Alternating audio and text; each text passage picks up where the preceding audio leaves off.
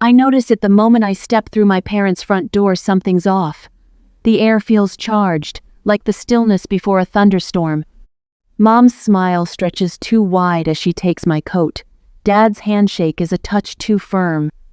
My sister Autumn practically vibrates with excitement, her eyes darting between our parents with that conspiratorial gleam I've known since childhood. I've learned to trust my professional instincts over the years.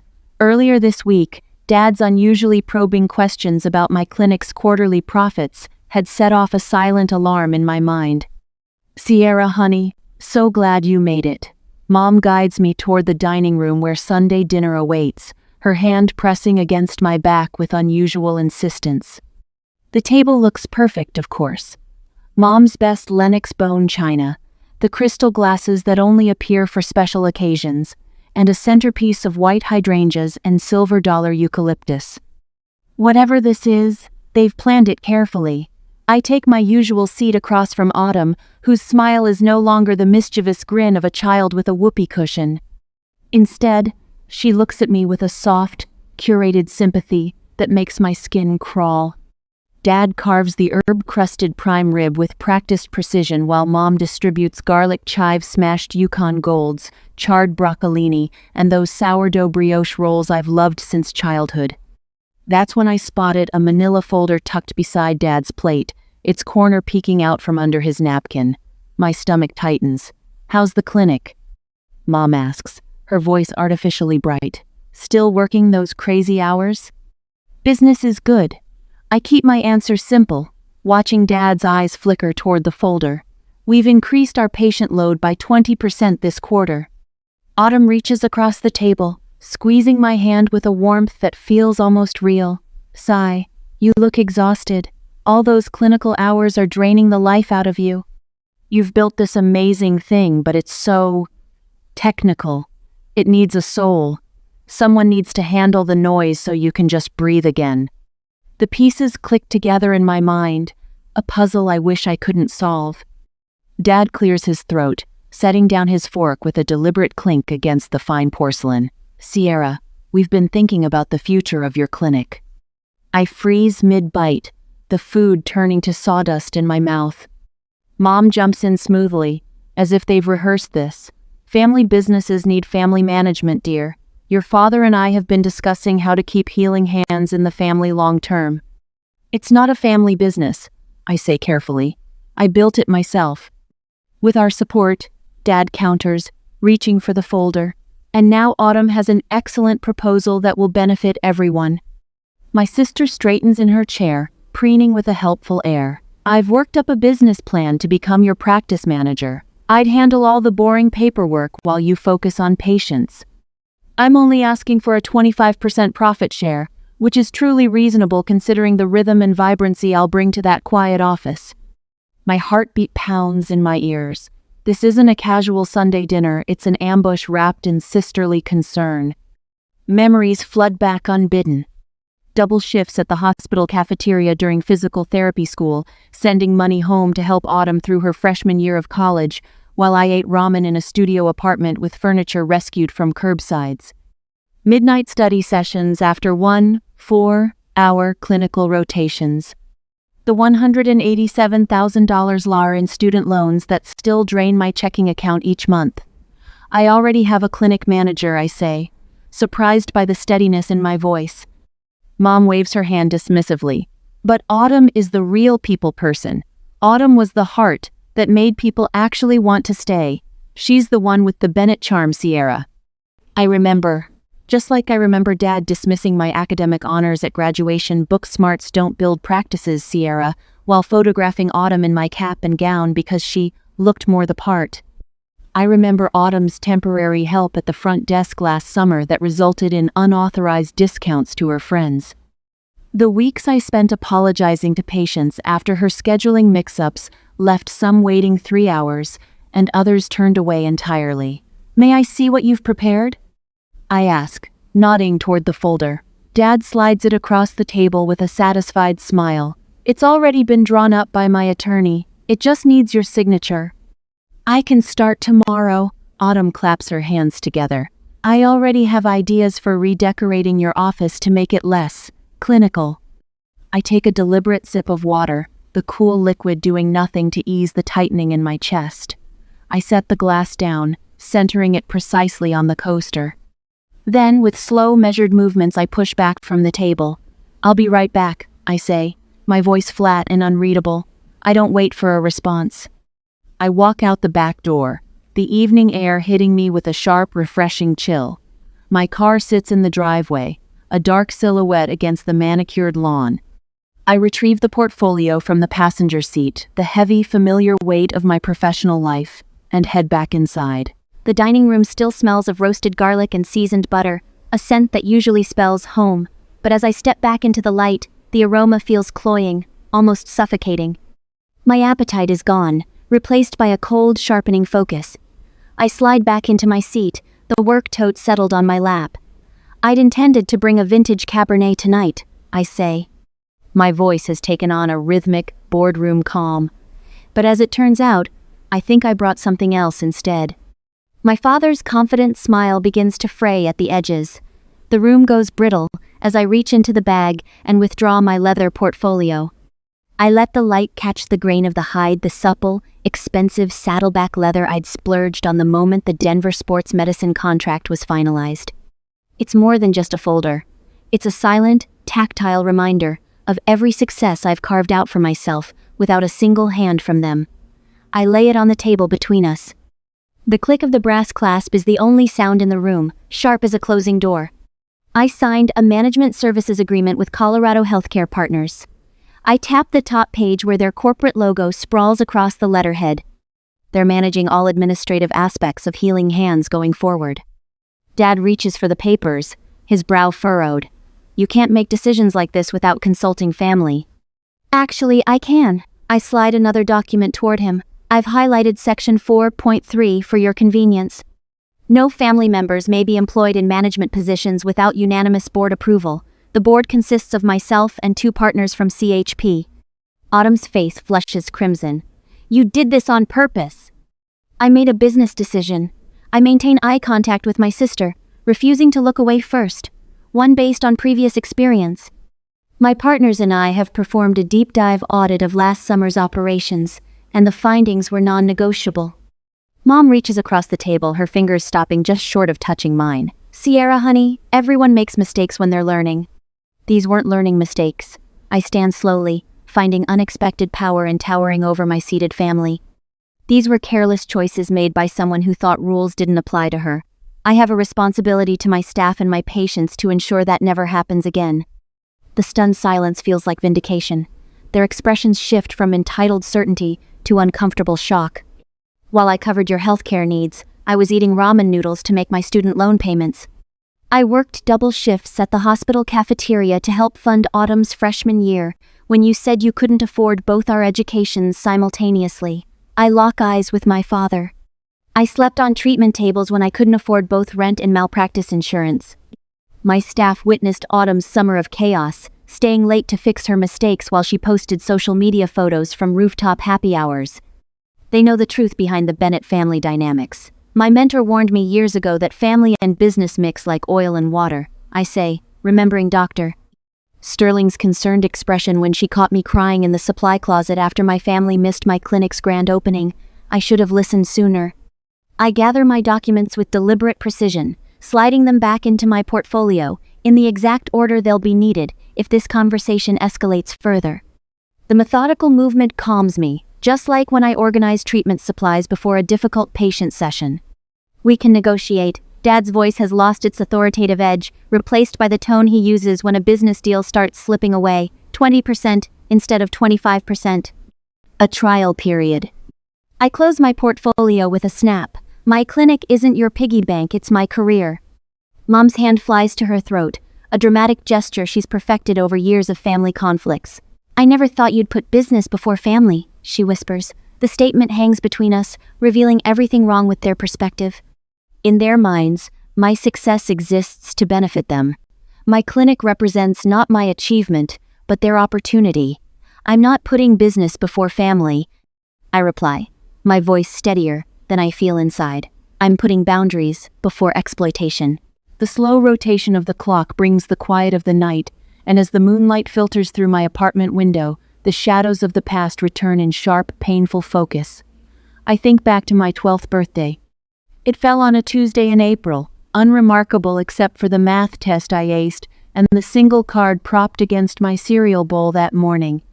2 weeks later, Autumn turned 10 and received a gleaming teal bicycle with streamers on the handlebars and a wicker basket.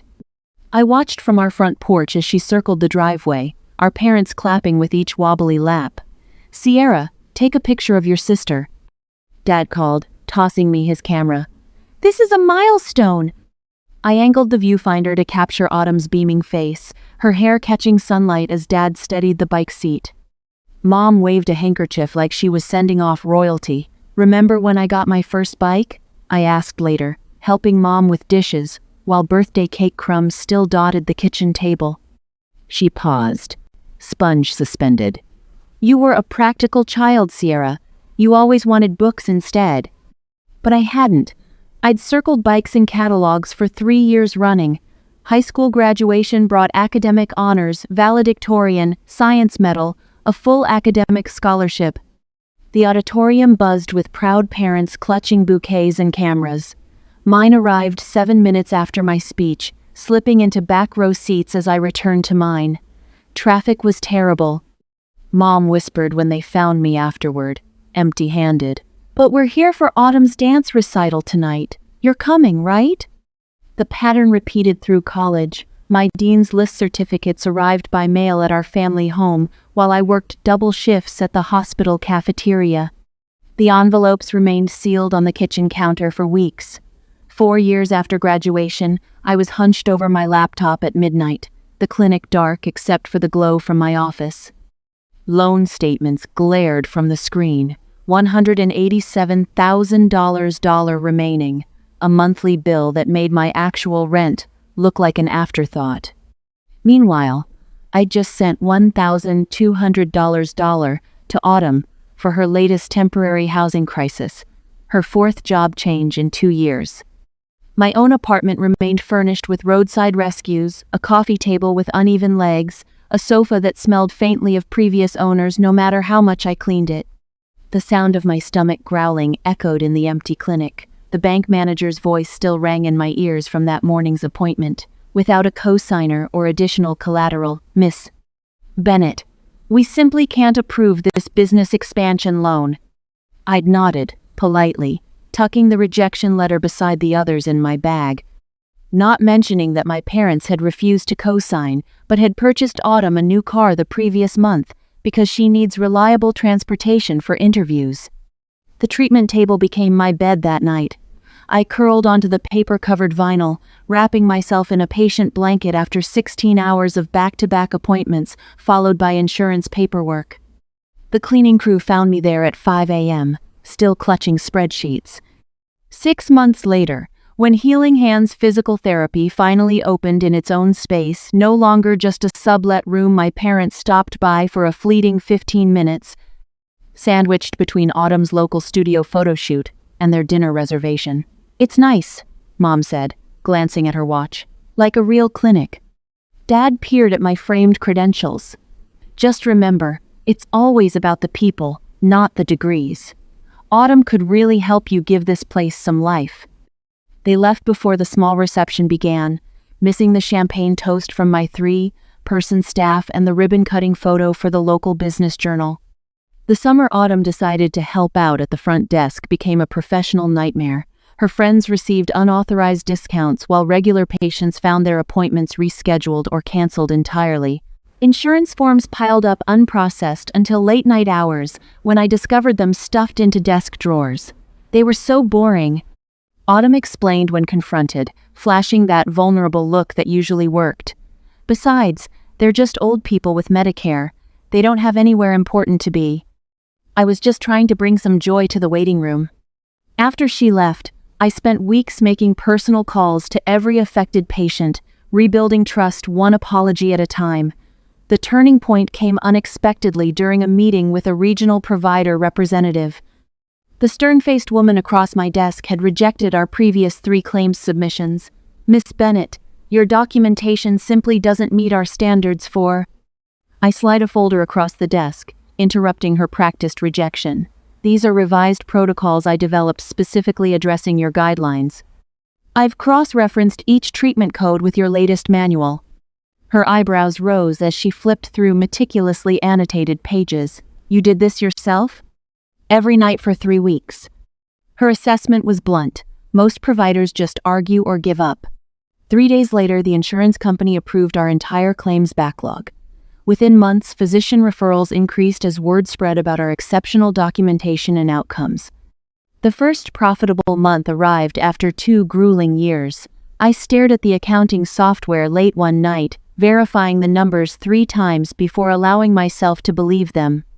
No one was there to celebrate with me, but for once, the silence felt like power rather than abandonment. I realized something profound as I lock up that night. My invisibility has become my superpower. While my family focused on Autumn's charm, I built something substantial in the shadows. The skills I developed through years of self-reliance, persistence, precision, strategic thinking now serve as the foundation for my growing business. Carol, my clinic manager, proved this theory when she declined a hospital position offering significantly more money to stay with Healing Hands. She told me, I've worked in healthcare for 30 years, Sierra. What you're building here is special. When Autumn's scheduling disasters created chaos, my staff stayed late without complaint, ordering pizza and tackling the backlog together. We've got this. Thatcher, my lead therapist, assured me as midnight approached. Your sisters, interesting, but we're a team. Every Friday morning, our staff meeting begins with each person sharing both challenges and victories. Every voice matters. The cleaning staff included, a stark contrast to family gatherings where my input was routinely dismissed or interrupted. The call from the medical director comes on an ordinary Tuesday afternoon. We've been watching your outcomes data, she says without preamble. Our orthopedic department wants to discuss a specialized treatment partnership. That evening, we gather in the clinic after hours, not for emergency rescheduling but for celebration. 9 people now instead of the original 3, toasting with plastic cups and grocery store cake. To Sierra, Carol calls out, who saw possibilities while everyone else saw limitations. In the quiet after everyone leaves, I gently lift my first business license from its frame, tracing the embossed seal with my fingertips. Tomorrow, I'll rehang it in the expanded reception area, a reminder that being overlooked sometimes allows you to build foundations no one expects to stand. By the time the autumn leaves begin to swirl against my office window, the clinic has taken on a new life of its own. My corner office offers a panoramic view of Denver's skyline, though I've positioned my desk to face the treatment floor instead. Through the glass wall, I watch Meredith guide a patient through post-stroke exercises. Meredith's patience mirrors what I strive for with every patient, something my family never understood about healing. The contrast between my modest office and our state-of-the-art treatment areas isn't accidental. While patients deserve cutting-edge equipment, I've learned to function perfectly well with a second-hand desk and simple chair. Every dollar saved is reinvested where it counts. I straighten the original Healing Hands therapy sign mounted on my wall, salvaged when we expanded last month. From 3 treatment rooms to 15. From me alone to a team of 15 therapists who share my vision of patient-first care. My phone vibrates for the 3rd time today. Mom again. I silence it without looking at the message. It will be like yesterday's. Just checking in, honey, with a thinly veiled question about clinic operations or subtle mention of Autumn's latest unemployment crisis. The calls increased after I refused their dinner invitations for 6 consecutive weeks. Mom cycles between guilt, we never see you anymore, and false business interest. Dad attempted to contact my accountant directly last week, thankfully warned by my advance call explaining the situation. Their most desperate move came yesterday when Autumn appeared unannounced during our busiest afternoon, waving a folder of marketing ideas that required her full-time employment. Vance, my front desk manager, followed protocol exactly, offered her a seat in the waiting room, and called me immediately. I didn't interrupt my patient's session. The afternoon sun warms my face as I open my laptop, reading the email I've drafted, deleted, and rewritten 14 times.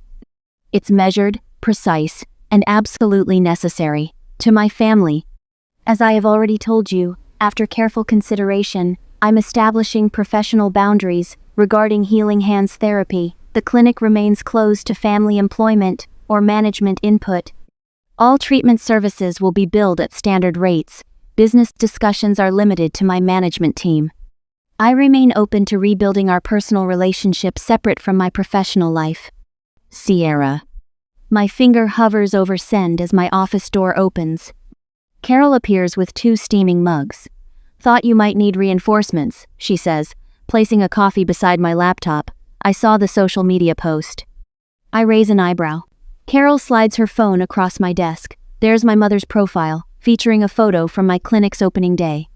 It's a repost of an old photo from my own feed, one she wasn't even in. So proud of my daughter Sierra's vision with Healing Hands therapy. We've always believed in her healing touch. Proud mama. Family business. The timestamp shows it was posted 20 minutes ago. The hashtag is interesting, Carol says carefully. Family business, the words taste bitter. I click send on my email. They've never paid $1 toward this clinic, never worked an hour here, never believed it would succeed until it did. Community's noticing the disconnect, Carol says. Dr. Reynolds mentioned it last week when he referred that complex shoulder case. I look up, surprised. Said he always sends patients here because you built something genuine, not handed down or gifted. Carol taps my original business license frame. Said he appreciates how you acknowledge your team, instead of bragging about your background. Which reminds me. I say, pulling up another email. The scholarship fund is approved. Starting next semester, we'll support 2 physical therapy students with demonstrated financial need. Carol smiles. Your mother called that wasteful charity when she overheard us discussing it. Exactly why it matters. I stand, stretching tired muscles. Any news from the accountant about their latest inquiry? Your father tried charm, then intimidation.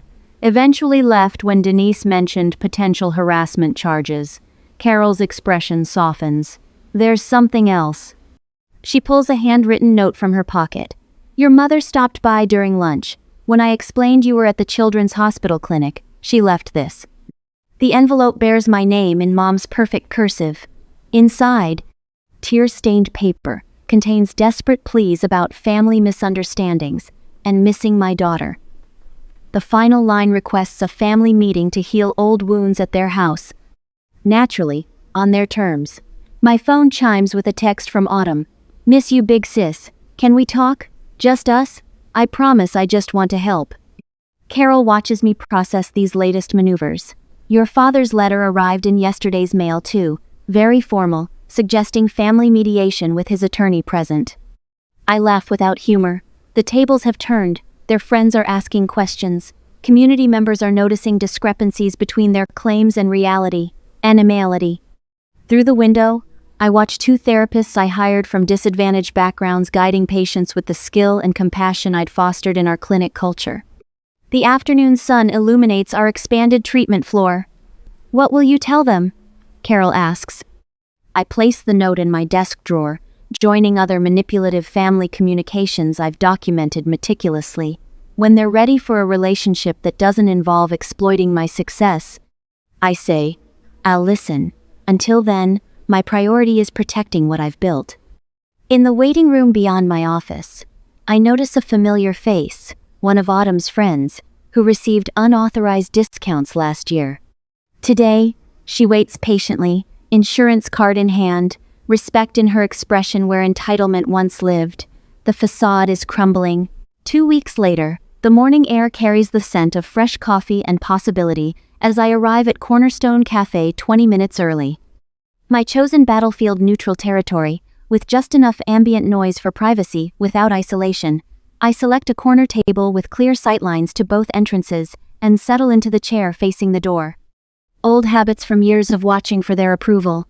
I arrange my leather portfolio precisely in front of me, its weight reassuring. Inside rests every text, email, and financial record, documenting our entangled history. Can I get you something while you wait? The barista approaches with a genuine smile. Notepad ready. Just black coffee, thank you. My voice sounds steadier than I feel. The ceramic mug arrives moments later, steam rising like the tension in my chest. Through the window, I spot them walking from the parking lot. Dad's shoulders square beneath his golf polo, Mom fidgeting with her pearl necklace, Autumn's confident stride betrayed by her nervous glances at our parents. The bell above the door chimes as they enter. The moment they spot me, their expressions shift subtly. Dad's jaw tightens, Mom's smile freezes. Autumn's eyes narrow at the portfolio before me. Sierra, honey.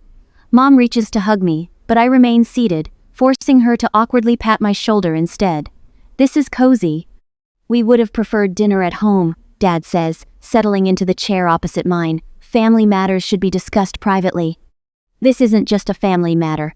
I tap my finger on the portfolio. This concerns my business. Autumn slides into the chair beside Dad, her perfume overwhelming the coffee aroma. She looks at me with wide, pleading eyes. Sigh, I brought a box of artisanal donuts. Look, I'm trying here.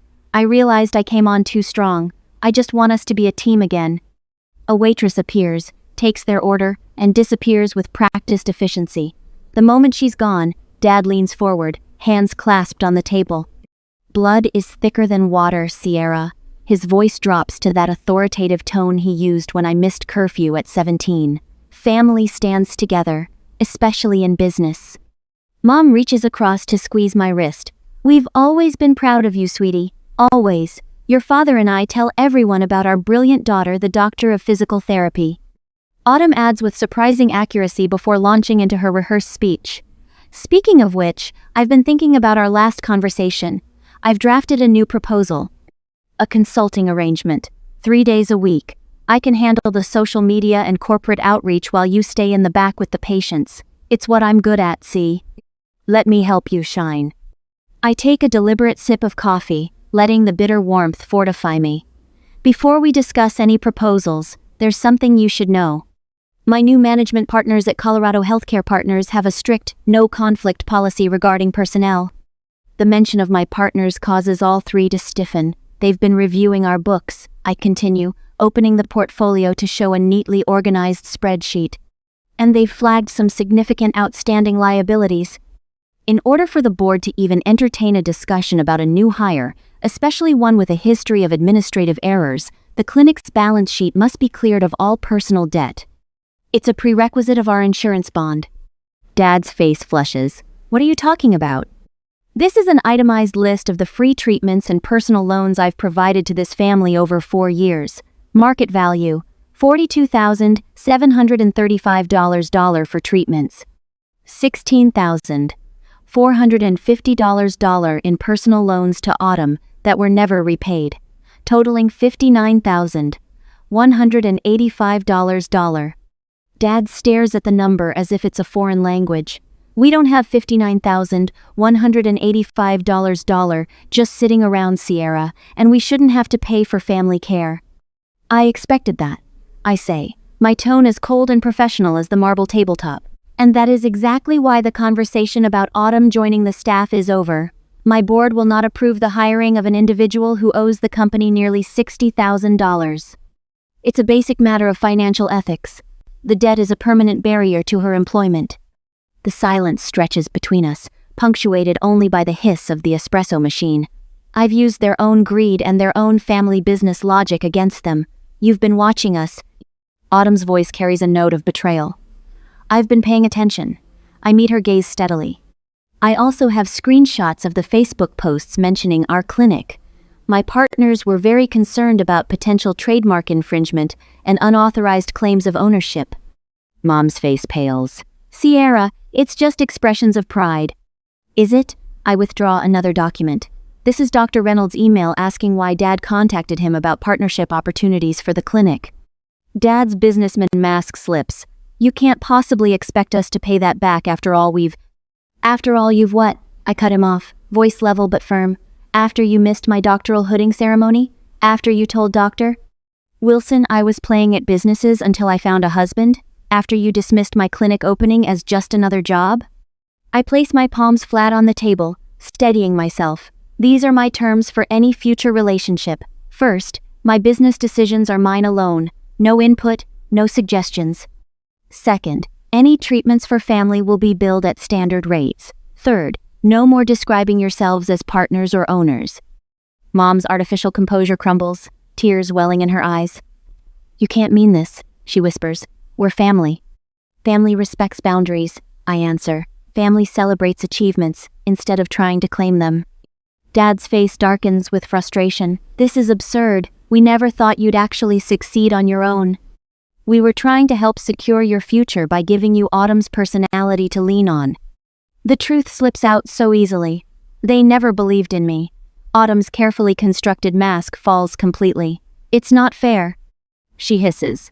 You get everything. The respect, the title, the business. What about me? I'm stuck in a cubicle while you play hero in your precious clinic. There it is, the raw envy beneath the manipulation. I close my portfolio with a decisive snap and stand. I built everything I have while supporting this family emotionally and financially. I'm not playing at anything, and I'm done being invisible. I leave exact change for my coffee on the table and walk away. Behind me, I hear Mom's quiet sobs, Dad's harsh whisper to Autumn, the scraping of chairs, but I don't look back. For the first time in my life, I'm moving forward without checking if they approve. The slow rotation of the seasons has brought me to this afternoon, where a full year later, the light paints golden highlights across the Denver skyline outside my window. The view before me mirrors the transformation within. Dr. Bennett, your 3 o'clock is ready. Melissa, my lead therapist, appears at my side, clipboard in hand. It's Mrs. Abernathy's final session. I smile, genuine warmth spreading through my chest. The waiting room bustles with activity, a stark contrast to the cramped space where I began. Now, patients sit in comfortable chairs beneath framed community service awards that have joined my original business license on the wall. The waiting list for new patients stretches 2 months out, a testament to the reputation we've built. Mrs. Abernathy, an elderly woman with bright eyes and a spine curved from decades of hard work, beams as I enter the treatment room. There she is. She announces to no one in particular, the miracle worker herself. I laugh, setting her chart aside. The miracle was your dedication to the home exercises. Nonsense. She waves a weathered hand. My grandson says you're the best in Denver, and that boy researches everything. As I guide Mrs. Abernathy through her final stretches, I catch my reflection in the treatment room mirror. The tight shoulders and defensive posture that once characterized my stance have softened. I stand taller now, grounded in my worth. Later, I welcome 3 new graduates to my mentorship program. They gather around the conference table, eyes bright, with the same determination that once fueled my midnight study sessions. The most important thing I can teach you isn't a technique. I tell them, perching on the edge of the table, it's knowing your value. In this profession, you'll give constantly. Make sure what you're giving is respected. After they leave, I review the latest figures for our pro bono program serving underserved patients. The initiative now comprises 15% of our practice, a percentage that would have terrified me last year but now fills me with purpose. My phone buzzes with a text from Leah, my closest friend and leader of our professional women's support group. Ready for tonight? Your turn to share. A flutter of nervousness dances through my stomach. Tonight marks the first time I'll publicly share my full journey, family struggles included. The thought both terrifies and liberates me. Before leaving, I check my personal email. Mom has sent photos of her volunteer work at the community garden, her 3rd message this week that doesn't demand anything from me. Small steps, but genuine ones. Dad's name remains absent from the sender list. Some wounds need more time than others. A separate email contains a job announcement from Autumn, her first position at a corporate office with no connection to my clinic. The message lacks her usual excessive exclamation points, a subtle sign of her growing independence. The evening sun casts long shadows as I arrive at Leah's home for our monthly dinner. We pass dishes family style, their laughter a healing balm. To Sierra, Melissa raises her glass. Who taught us all that standing your ground isn't selfish, it's necessary. As applause ripples around the table, I think of the scholarship I've established for students from challenging backgrounds, the boundary-setting workshop I'll lead next month, and tomorrow's launch of our specialized vestibular rehabilitation program. When dinner concludes, I step onto Leah's back porch. The mountains rise majestically against the horizon, steadfast and immovable, much like the boundaries I've learned to maintain. "You look peaceful," Leah says. "Joining me?" "I am." I breathe deeply. I finally understand that I can heal my patients without sacrificing myself in the process. Tomorrow, I'll treat an elderly man with the same care I once lavished on family members who took without gratitude. The difference is, he'll look me in the eye and say thank you, and I'll know I've been seen. I'm Sierra Bennett. I whisper to the mountains, and I heal people who value the healing.